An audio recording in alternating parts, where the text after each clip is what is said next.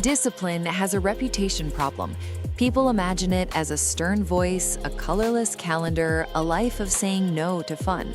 In reality, the most disciplined people you know aren't grim at all. They look lighter. Their weeks feel spacious, their work moves forward, and their rest is real.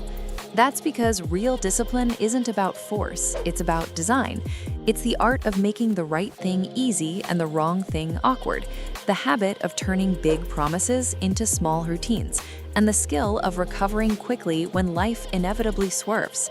This is a comprehensive, practical guide to becoming more disciplined the easy way, by building systems that carry you on tired days, by training attention instead of fighting it, and by arranging your world so consistency becomes the default rather than the exception. Begin with an honest reframe. Discipline is logistics, not personality. Think of the most reliable person at work. They aren't dramatic, they're organized. Their reliability flows from checklists, reminders, and a way of arranging tasks so they don't rely on courage at the worst possible moment.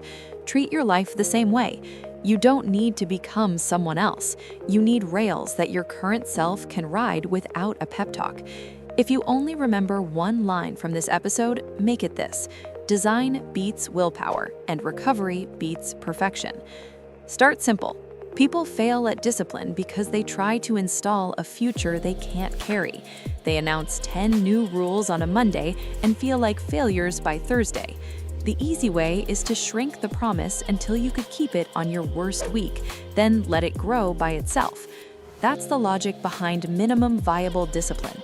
If you want to read, the promise is 1 page, not a chapter. If you want to exercise, the promise is 5 minutes, not a 5K. If you want to save, the promise is $5 on payday, not a complete budget makeover. Minimum viable discipline feels too small to matter. That's why it works. It lets you keep a streak alive when you're tired, and streaks are the spine of identity. You won't stay at the minimum for long because competence is a natural appetite. You'll raise the bar a notch or two, not 10, when it feels insulting to stay where you are. Next comes identity, because behavior that matches identity is cheap to maintain. I'm trying to be disciplined is vague and fragile. I'm the kind of person who keeps small promises to myself, is precise and portable. Write a single-sentence identity you believe today, not the superhero version, your version. I move my body a little every day. I write something before I open messages. I spend less than I earn and invest the difference on payday. Tape the sentence where you'll see it during the moments that decide the day, next to your coffee machine, on your lock screen, inside the notebook you actually open. You aren't hypnotizing yourself, you're reminding your brain which story to continue when choices appear. Environment design is the quiet lever that makes discipline feel easy. Willpower is a muscle, environment is a conveyor belt. Move friction away from temptations and move friction in front of them. Put the 10 p.m. phone charger across the room so your hand can't scroll in the dark. Take shopping apps off your home screen and bury them 2 swipes deep without badges so the impulse has time to cool. Keep a friction pack, water, a protein bar, a charger in your bag so you don't pay the fatigue tax at the convenience store or the airport. Lay out shoes and clothes for the morning walk before you go to bed, so morning you can't negotiate. Keep your guitar or your textbook visible and your TV remote in a drawer. Most discipline problems are environment problems wearing a moral costume. Timing matters more than ambition. Do the important thing when your energy is highest. Morning people write or train in the morning. Night owls protect late blocks for deep work. Don't ask your 3 p.m. brain to do a 9 a.m. task. Match tasks to hours by energy, not by tradition. A small, regular 2-hour block at your peak will outproduce a heroic 8-hour thrash session at the wrong time. Put the block on the calendar with the same respect you'd give an investor meeting. Guard it from interruption and treat it like a factory. The doors open at the same time, the machines run, and then they shut off. Attention hygiene is the discipline multiplier. You may not be addicted to your phone, you may just be undisciplined with notifications. Every badge is a tiny detour that costs minutes to return from. Turn off everything that doesn't prevent an emergency. Keep your phone on grayscale by default if color makes it sticky. Set Do Not Disturb windows that protect your focus block and your sleep. Choose one long-form source to read and remove 3 that sell outrage in dopamine units. Give your brain a shot of boredom. Boredom isn't laziness, it's the space where deep ideas assemble. The most disciplined people you know aren't better than you, they're less interrupted. Because discipline is logistics, we need a small set of logistics that runs every week. Build a weekly review that lasts 20 to 30 minutes and never tries to be a life summit. It's a simple meeting with yourself where you clear inboxes, look at your calendar, list 3 wins from last week, pick 2 priority outcomes for the next week, and choose the smallest possible first step for each. You schedule those first steps in your best hour. You also pick one obstacle you can eliminate in advance: prepping food, setting up a workspace, placing tools where you'll use them. The weekly review is the pit stop that keeps the car on the road. Most people don't fail at goals, they fail to see the week coming. Implementation intentions turn good ideas into automatic actions. They are tiny scripts that answer the questions your brain will ask later. If it's 7 o'clock, I put on shoes and walk around the block. If I finish coffee, I open the document and write 3 ugly sentences. If it's payday, the transfer runs before I check the balance. You're not resisting a future version of you. You're preloading that version with instructions and removing the negotiation. Write 2 or 3 of these for your current season and post them where they'll be executed, not where they'll be admired. Rewards matter.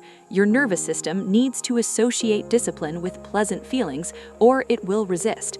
The trick is to make rewards immediate, small, and cleanly tied to the behavior. After the walk, you get the show. After the writing, you get the coffee. After the transfer, you take 2 minutes to text a friend a kind note. These rewards aren't bribes, they're Pavlov for grown-ups. The brain repeats what it enjoys. Pair the right things and discipline begins to feel like self-respect instead of self-denial. Let's talk about streaks, because they are both magical and dangerous. Streaks work because they turn discipline into identity. I don't break the chain. The danger is brittleness. One missed day and you feel like you've fallen off a cliff. The fix is the never miss twice rule. Missing once is data. Missing twice is a pattern. Design a minimum viable version of your habit specifically for bad days. If the gym is impossible, do 10 squats and a walk. If writing feels impossible, write 1 paragraph. If saving feels impossible, transfer a token amount. You're not gaming the system, you're keeping the agreement alive so momentum survives real life. Self-compassion is not a luxury, it is a performance tool. Shame narrows attention and drains energy. Compassion widens attention and restores it. When you slip, narrate like a coach, not a critic. Today had more friction than I planned. Here's the tiny move I will make before bed so tomorrow starts clean. The people who get frighteningly disciplined are not the ones who never miss. They are the ones who bounce. Bounce is a muscle. Train it deliberately. Social design is discipline on easy mode. People are wired for norms. Pair your habit with a person or a place that normalizes it. Work from a library during your focus block because everyone there is quiet and working. Walk with a friend 2 mornings a week. Send a daily done text to a sibling with a single emoji. Join a small group that meets for 1 hour and does the things silently together, like a co-working sprint. If you want to build a habit quickly, volunteer to teach it to others in tiny ways. Teachers show up, you will too. Money discipline deserves its own paragraph because finances are where abstract habits become concrete results. Treat payday like a distribution day, not a shopping signal. Route income into lanes the moment it arrives: bills, buffer, investments, weekly spending. Name accounts with identities that help you behave, like sleep fund instead of emergency fund, future rent instead of savings. Automate contributions so discipline happens on schedule without debate. If you're paying down debt, automate minimums and 1 extra payment to the current target the same day you get paid. Celebrate zeros with a screenshot and redirect the freed payment immediately. These are logistics, not moral victories. The moral victory shows up later as calm. Most people don't fail at investing because they chose the wrong stock. They fail because their calendar was louder than their plan. Paychecks arrived on Fridays, headlines arrived every day, moods arrived by the hour, and the money followed the noise. The antidote isn't a fancier model or a better guru, it's a schedule. Dollar cost averaging is the schedule. It is the practice of investing a fixed amount of money on a fixed cadence, weekly, bi-weekly, or monthly, regardless of whether prices are euphoric or miserable. To the impatient, it looks naive. To the exhausted, it looks merciful. To anyone who has watched a decade of markets, it looks like the only behavior normal people can keep through booms and panics without turning their life into a trading desk. The genius of dollar cost averaging isn't that it magically maximizes returns. Lump sums often win in purely mathematical backtests when you happen to have large cash ready all at once. The genius is that it maximizes participation. It keeps you in the game through the one variable you can control, showing up on a timetable. Participation is what lets compounding perform its quiet miracle. Most investors don't need the best possible return, they need a good return they can actually harvest because they stayed invested while their lives happened. Here's why the schedule works when your feelings won't. First, it divorces action from prediction. You stop auditioning for the role of person who knows when to buy. You buy because it's the 1st or the 15th or the day after payday. Second, it makes volatility your accomplice. When prices fall, your fixed contribution buys more shares. When prices rise, it buys fewer. Over time, your average cost per share drifts toward the market's middle instead of its worst peaks. Third, it preserves your attention for the parts of life that pay better than refreshing charts: your work, your relationships, your health, the craft that earns you raises and options. To use dollar cost averaging like an adult instead of like a slogan, you build a simple machine around it. You decide the amount, the cadence, the location, and the instrument. The amount is a fixed euro figure that your budget can keep feeding without you resenting it. Money you won't need for at least 5 years and preferably longer. The cadence should match when you actually get paid. If you're paid bi-weekly, contribute bi-weekly. If you're paid monthly, contribute monthly. If you run a business with variable income, set a percentage of revenue and an automatic sweep on the first business day after invoices clear. The location is the account that matches your goal and tax reality. Retirement plan at work, IRA or equivalent, a taxable brokerage account for flexibility, an education account if you're funding kids' future tuition. The instrument is the simplest one that owns the broad market at a low cost: a total market index fund, an S&P 500 fund, a global equity fund with or without a small bond slice, depending on your risk. If you need bonds to sleep, include them. If you're early in your career and can watch numbers wobble without losing your nerve, tilt stock heavy. The machine is not an IQ test. It's plumbing that moves money from Friday to forever on a schedule you forget to tamper with. If you want the schedule to survive real Wednesdays, you pair it with an architecture that protects it from your phone and your fridge. You run a 3-bucket budget: bills for needs, free spend for weekly wants, and quiet wealth for investing and big bills. Your dollar cost average draws from quiet wealth the day after payday, not from whatever is left at month end. The transfer is a bill, not a favor. It pays you first. You name the accounts so your phone whispers the plan every time you open it. You keep a small emergency fund, call it oxygen, so when a tire pops or a child gets sick, you don't raid your investments and turn a small surprise into a lost decade. Systems make bravery unnecessary. They allow ordinary you to behave like the patient investor you keep promising to become. What about timing? Won't you sometimes buy at the top? Yes, and sometimes at the bottom. Dollar cost averaging admits you can't know which is which in the moment and builds a process that benefits from not knowing.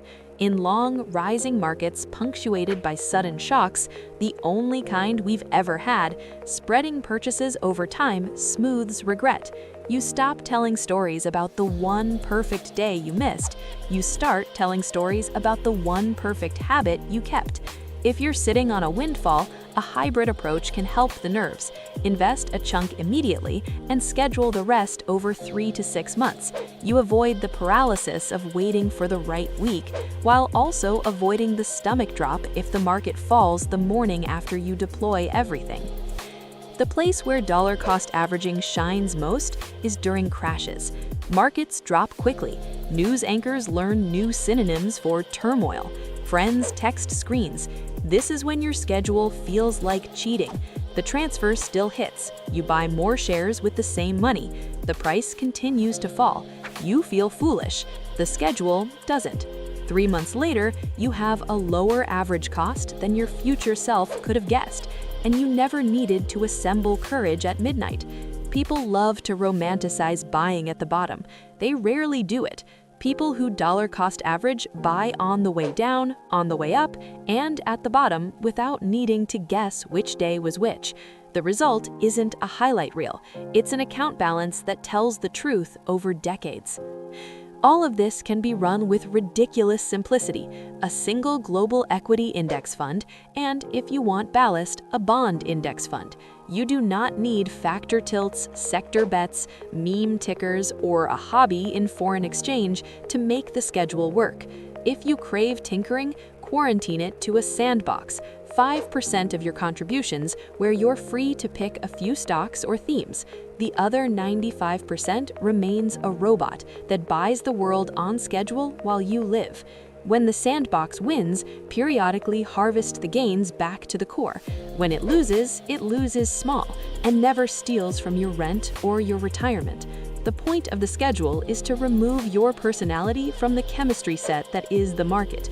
Your personality has better places to perform: negotiation rooms, project kickoffs, kitchen tables where you're not watching your phone. There's another reason dollar cost averaging matters: taxes and sleep. Contributing regularly to tax-advantaged accounts lowers your present tax bill in many systems, and reinvesting dividends without needing to think prevents little pools of cash from pooling long enough to tempt you. In taxable accounts, automatic reinvestment simplifies compounding at the cost of a slightly messier basis schedule. If this bothers you, let dividends pay to cash and sweep them on schedule with your new contributions. Either way, decide once and stop touching it. Sleep comes from the absence of decision, not from the illusion of control. Some people argue that dollar cost averaging is suboptimal because historically, investing a lump sum the moment you have it often produces higher returns. Markets tend to rise more than they fall, so time in the market beats time waiting. The critique is technically correct and practically incomplete. Most of your investing life won't involve lump sums. It will involve streams of paychecks. Dollar cost averaging is not an alternative to lump sum for salary earners. It's the only practical method. For actual lump sums, inheritances, business exits, the right answer depends on your psychology. If deploying all of it at once would make you stare at screens for weeks, you're buying yourself ulcers to win a theoretical edge. If you can dump it all and go on vacation without checking quotes, do it and layer your regular schedule on top. If you can't, split the difference and move on with your life. Perfect is expensive. Done is free. A confession most glossy finance videos won't make. The hardest part of dollar cost averaging is boredom. Once the pipe is laid, the money flows without drama. There are no knobs to twist, no meetings to attend, no leaderboard to climb. When friends brag about a single stock that doubled, your robot won't applaud back. You will start to wonder if you're doing enough. That's when you read your one-page policy. I invest X euros on the first business day after payday into Fund Y. I do not stop due to headlines. I rebalance when my stock-bond mix drifts by more than 5 percentage points or once a year. I increase contributions when my salary increases. I do not borrow to invest. I maintain an emergency fund so I don't touch this money. You signed it on a calm Sunday. You meant it. Your job is to keep your promise to your past self, not to invent theater for your present boredom. Rebalancing is the only tinkering the schedule asks of you, and even that can be automated with contributions. If you aim for 80-20 stocks, bonds, and a year of good returns drifts you to 86-14, you can send the next few months of contributions to bonds only until you're back in range. If the drift is large and contributions aren't enough, sell a piece of what's above target and buy what's below, ideally inside tax-advantaged accounts to avoid taxes.